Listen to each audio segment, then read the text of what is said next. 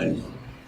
You drive down the street, you come to a traffic light, and you stop, and there standing on the corner is a guy holding out a sign that says, "Please help me, I need your donation. Because without your donation, I don't have enough to get along." And I see many, many churches would look quite appropriate standing with a cardboard sign saying, "Please donate because we need your donation." And even after people donate to the man with the cardboard sign, he's still poor. And when I see churches that ask for a donation week after week after week, but they can never pay their bills, they can't even meet their obligations, and I wonder, why not? What's wrong that if the church is functioning as God wants it to, why is it always poor, standing there with a cardboard sign saying, "Please donate"? And of course, we read back in the books of the Kings, where one of the kings had found out that the temple was in terrible disrepair, that it had been neglected for decades, and things were all coming apart. And so he wanted to see it repaired and rebuilt so that God would be honored there. And he instructed one of the priests to take charge of that. They just built they provided some kind of a chest, a little box. It says that they bored a hole in the top of it, and they set it just to the right side of the altar. And it doesn't say that they ever told anybody what to do about it, but people seem to know somehow that when they brought their offering to the altar, if they chose to and if they wanted to, they could put some money into that box.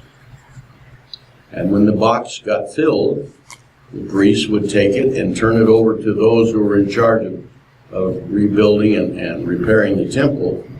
And it says that with the money that came out of the box, they paid the carpenters who did the work, and they paid for all the material that was needed.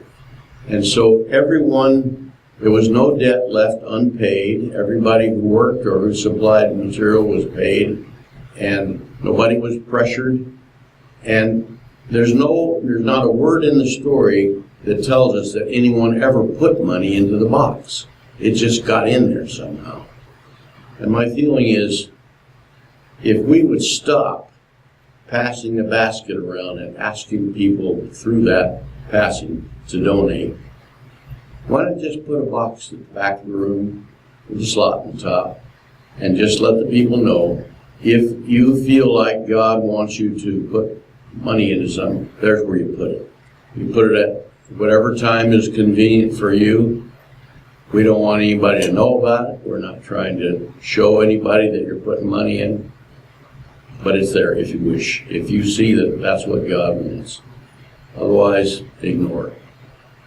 My guess is, if we would do that and commit that just to God, you inspire people to bring whatever you want them to.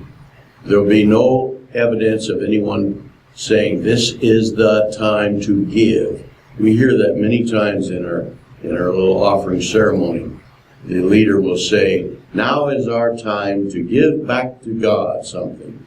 And it's sort of like telling, "Here's what we expect you to do." Yeah. And then the basket is passed around the room, and some people feel like, if I don't put something into it, other people are going to think that I don't care or something. And there's a bit of a psychological pressure there. Yep. We expect you to give. To me, the evidence that it's not right is that it never meets the need.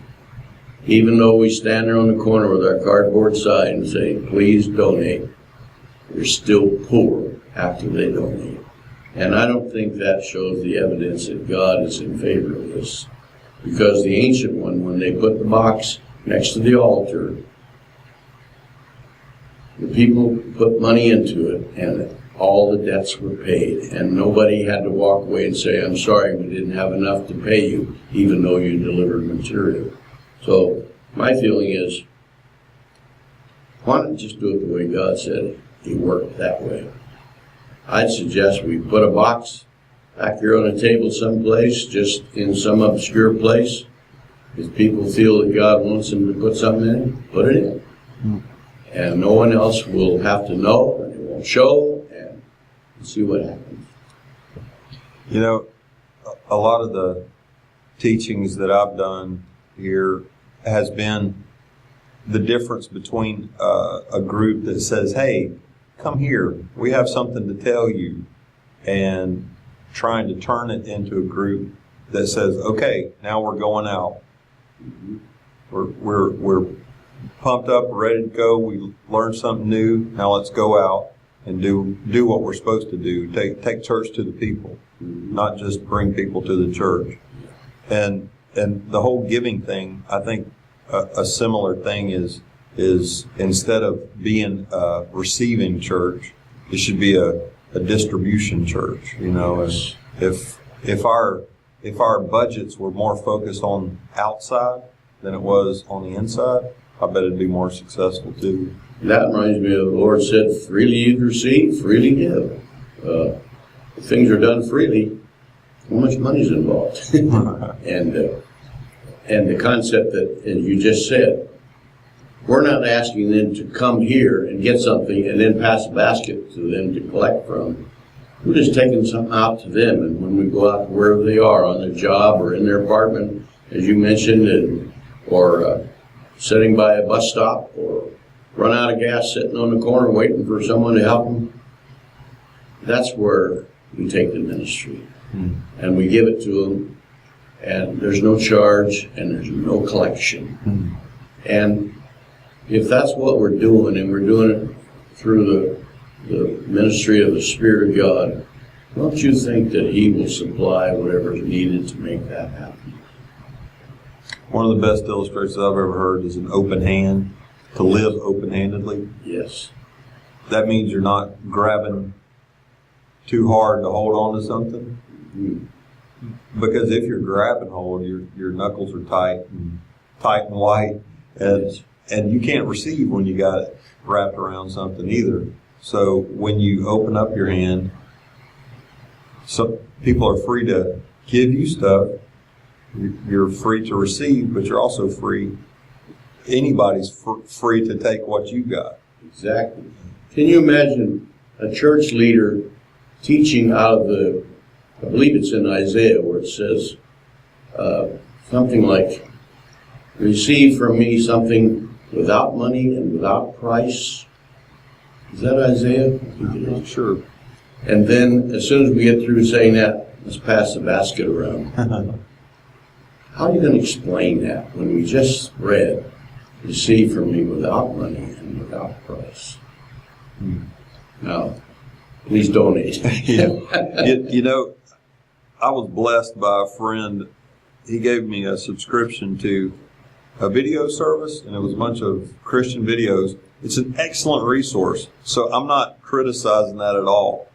But I have an observation about it, because I was looking for something to show in this Christmas season, to think about the nativity and all of that. And there were several videos that I looked at, and I found that they weren't like the show that we watched Sunday, an actual film version of it. It was more like a preacher talking about it. Yes. And every one of the preachers standing up in front of a congregation that had been recorded on a message that was relating to this, every one of them said, before we get started, I want to remind everybody that this is the season where we have to be giving. We're going to pass the baskets around before we get started. And so every one of them, they were talking about the collection then. And he talked about, yeah, it's the end of the year, and if you want your tax-free donations and all that other stuff. And I was like, they're just not talking about Jesus being born. It's no way to start at all. I keep coming back to Jesus going to the temple. What are you doing this? You guys are buying and selling and making money here and all kind of, it's not that money is a bad thing, but I'm thinking about the Apostle Paul, for example, traveling around, maybe going to Rome, going up there. How much did he pay for the ticket to get to Rome. No, I've known a lot of missionary stories where a guy was going to a gospel meeting or something to preach it and didn't have anything but $1 silver in his pocket, and ended up, somebody paid for it. Yes. God provides somehow. Well, the Lord says, if I want you to go someplace and you're willing to go, and willing to do whatever it asks you to do, I'll make sure that the resources are there to make it happen. Get there. God will do that. Yeah. I don't know how he'll do it. He might inspire somebody to give you something, or provide you a place to sleep, or a car to drive, or something. I mean, the Lord can do whatever he wants to do. But there will be no pressure on the individual that you got to pay your way. Yeah. It just doesn't work that way. Even Jonah, who was a man that, well, a lot of ways about him, was kind of a jerk, He didn't want to do what God wanted him to do, but he did end up doing it. And it says that he tried to get away from God by getting on a ship that was going somewhere else. Mm-hmm. You wonder, well, probably had to buy a ticket on that ship, but he didn't go to wherever that ship was supposed to go. He went out into the sea of ways, ran into a storm, got thrown over the side, and ended up going where the Lord had wanted him to go. What happened to the money that he spent on the ticket on that ship? Well, that shouldn't have never been spent, but it was, and it was wasted, at least as far as the ship went. Thankfully for the sailors and the captain on board the ship, it brought salvation to them, but it wasn't Jonah's fault. It was because God wanted to save those guys. But it seems like sometimes we use the excuse, well, we have to pay for electricity, we have to pay the taxes on the building, and we have to provide this and that and the other. And of course those things, if we're going to use them, they need to be paid for. But I have a feeling that when people come here to learn something or to fellowship, this is not the time to hit them up for a collection. If they're going to be part of the group and they want to support the group, they can do that at whatever the Spirit gives them direction to. But it shouldn't be collected. That's a strange word, collecting. One word that we use that with is associated with the word tax. Mm-hmm. Tax collectors. And it seems like in all of Jesus' parables, collecting was the opposite of what he was calling for. Yes. He called for thriftiness and spend thriftiness. If you were like in the parables of the people who were given certain talents, Yes.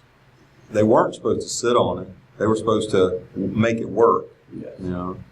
So there's a proverb that says something to the effect that the how do you put it, the stingy man collects all he can, but the man of God gives freely. And gives to what? What does he give to? The ones who need it, the poor or someone. And we're looking out into a world that is full of people that what they need is not more money. They need truth. They need to know who God is. And our business is to give out to them. And most of the time, a lot of the money that's collected in church groups, church programs, is not spent giving truth and light to people, but it's spent paying for structures and for salaries for staff and stuff. But it seems like what the Lord says about giving is reaching right out to those who are hurting and giving to them. What if you went to a guy who is discouraged and about to commit suicide? How much money could you give him to help him right then? What if you gave him $10,000? what he doesn't need money. He needs love and kindness and mercy and understanding and wisdom. So the thing we have to give people is just the truth of who the Lord is. And my feeling is that so much of what we call the ministry is just squandered on buying stuff. Yeah. You know, I've been reminded that recently with Aaron and I going out to, so far we've knocked on 5 doors. And what that's cost us was, well, all in all, $50. Not to mention travel and stuff. But, and it was $50 because he bought 25 packs of cookies. We only used 5 of them. But, Okay. so it really only cost, a quarter of that, or whatever, a fifth of that. So, $10. yeah, there you go. Calculated. Yeah, good mind. Yeah. So, yeah, there were 2 cookies. Yeah, because That's the price of 1 good hamburger or 2 cheap ones. So, never been that good at math, but it doesn't take a genius to figure this one out. If something costs a big pile of money and it gets few results, or you could streamline it like he and I have done. Every door, cost what, $250 or something like that, and those people opened up their doors to us, was welcome to prayer. And how many times do we pray for non-believers here? We don't, because we got it all wrong about bringing people here. They're not going to come. We got to go out to them. And if we don't actively pursue them, it's never going to happen. Well, the flag that's behind your head right there says engage the world. We can talk about it all day long, but if we're not engaged to do that, it's not going to happen. And it costs so little to do that. Yes. And if all of us did something like that, it would make a big impact on the city, I believe. Yeah. Well, the Lord told his disciples, you're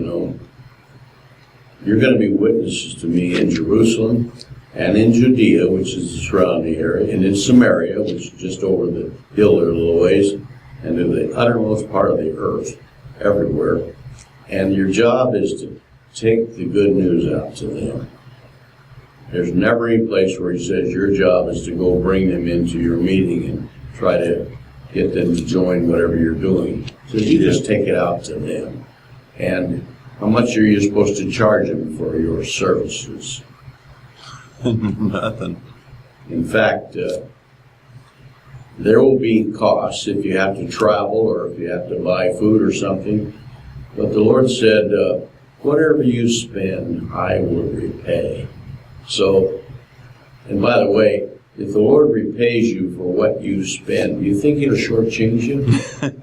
Will you come up and say, well, we collected everything, but there still wasn't enough to pay the bills? Well, then you didn't get that from God. Yeah. You got it from somewhere, but not from God. God doesn't shortchange people. God doesn't shortchange at all. No. He's like the guy in the market who you ask for a bucket full of that, he's going to fill the bucket up. Then he's going to bang it on the table, shake it a little bit, press it with his hand, and say, wait a minute, we can get a little bit more in there. Quoting right out of the book, aren't you? Yep. Let's get some more in there. Pressed down, shaking together, running over. Even after you press it down and shaking it, it's still pouring out. Yeah. So there's stuff on the ground. If you want that, you can pick it up too, but your bag is full. Yeah. Or we'll have a cup that's running over. That's the way the Lord supplies. And when I see people saying, please give because we can't meet our needs if you don't give, Yeah. I feel like that's an insult to God. And Jesus was the one who said, if you know who you're talking to, I could give you a water and you would drink it and you would never thirst again. That's right. And somehow when we take whatever comes into us and we see we still need more, somehow that's denying what we claim to know who God is and what He's doing. But we're playing a game like that's not the God that we're talking about, because He doesn't work that way. And I feel like part of all this is just being honest with God, you know. The ancient Israelites in the desert said, yeah, He gave us water all right, but can He give us bread too? We're hungry, and He doesn't seem to be providing enough. Well, so I'll give you bread. Well, He gave us bread, but can He give us meat? And as though we never have enough. What's wrong here? Is it because God's too cheap to give them what they need? Or because they're not willing to receive from God what He wants to give them? And what about the manna principle? The manna principle was take what you need, and that's it. Yeah. And God had it built into that substance somehow, some way. Brilliant. If you take more than you need, it's going to rot. Yes. And if you don't take enough, you'll have enough. Yeah, that same principle. If you had a young guy that's real agile and strong, he could gather up abundant supply in a few minutes, maybe. He said he that gather much doesn't have too much, just enough for need. But here's some feeble little old lady that can hardly walk, and she's able to pick up a few crumbs of it, and then she's can't go any further. But she has enough. So what makes the right amount? It's not their ability to collect or not collect. It's what does God do for them there. And God makes sure that it's the right amount for what they. Now the young guy that's agile and strong, he needs more because he's full of energy and everything, and the little old lady doesn't need so much. But every one of them got exactly what they needed as long as they obeyed God. And I have a feeling that when people are out of sorts with God, they'll collect, but it'll never be enough. It's something interesting. I'd like to explore that for a minute. The manna had the substance itself had its nature was built by the purposes of God. And regardless of how the humans interacted with it, because the humans still had that Adamic nature that they were fighting against, like with greed. Yes.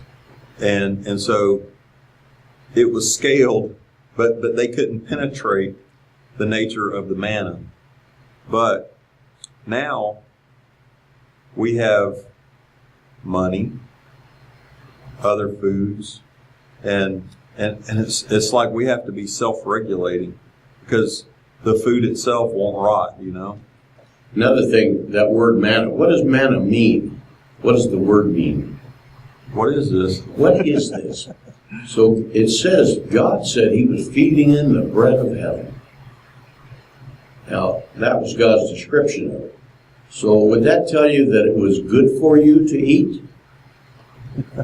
Yeah. Would it maintain your health? Would it supply all the vitamins and everything that you need to be in good shape?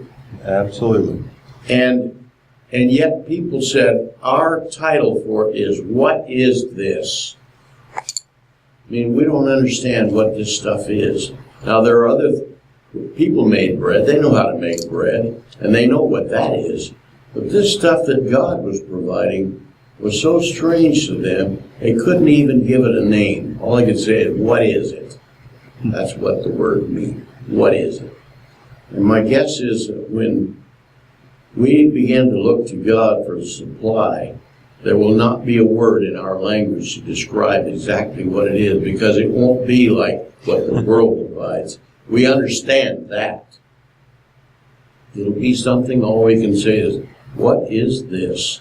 And now, sometimes you can word that another way. We can say, what's this? Or we say, what is this? Yeah. Is there a difference? Yeah. Yes, because this is so amazing and so unusual. It's not like what the world is. This doesn't run out. This doesn't get weak. This doesn't rot. This is good. And it takes care of us. And so if we would look to God for that supply with a heart that's willing to receive what he gives, I think we'd be able to say, what is this? Wow. Like you discover a new room. Yes. Yes. Filled with luscious pleasures. Yeah. I was thinking about Luke chapter 16, that funny parable, the parable that goes against what you would think that Jesus would suggest, where he talks about the dishonest manager. Okay. And he was afraid that his managership was going to get taken from him. So he took his I'll read from verse 5. So summoning his master's debtors one by one, he said to the first, "How much do you owe, my master?" He said, 100 measures of oil. He said, "Take your bill, sit down quickly, and write 50. Then he said to another, "How much do you owe?" He said, 100 measures of wheat. He said, "Take your bill, write 80.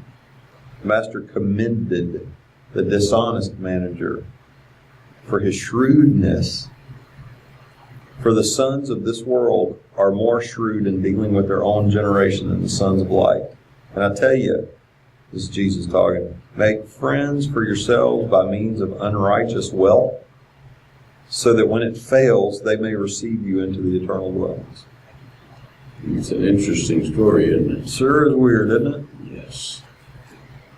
And I think it fits all the stories we've been talking about because we've pretty much been talking about money and wealth the whole time. Is that little key to understanding all the scriptures? If you try to figure it out entirely with your head, it's going to evade you because there's so many things about it. It just doesn't make sense. Like you've said before, if you tried to follow Jesus with the mandate, come on and die, who would do that? That's just crazy. And a lot of things are just not what you would expect. And I think that's just like we should expect from Jesus. You can't figure it out because what is this? Yeah, you look at that parable that he just gave.